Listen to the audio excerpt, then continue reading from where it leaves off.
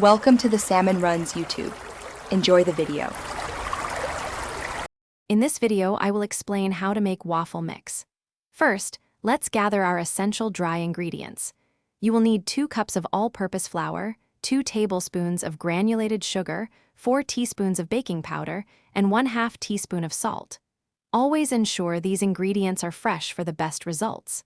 Precise measurements are key to achieving that perfect, fluffy waffle every time you cook.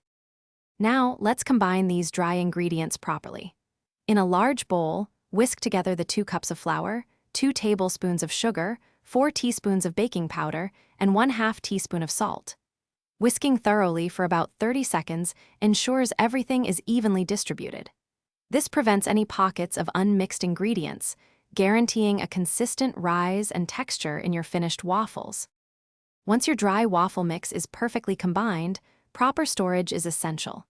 Transfer the entire mix into an airtight container, such as a large glass jar or a sturdy plastic container.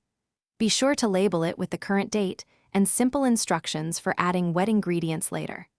Stored in a cool, dry pantry, your homemade waffle mix will stay fresh and ready to use for up to 3 months. When you are ready to enjoy fresh waffles, simply take out your homemade mix.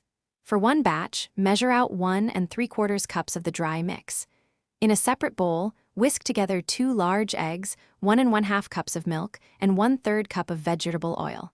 Combine the wet and dry ingredients, mixing until just moistened.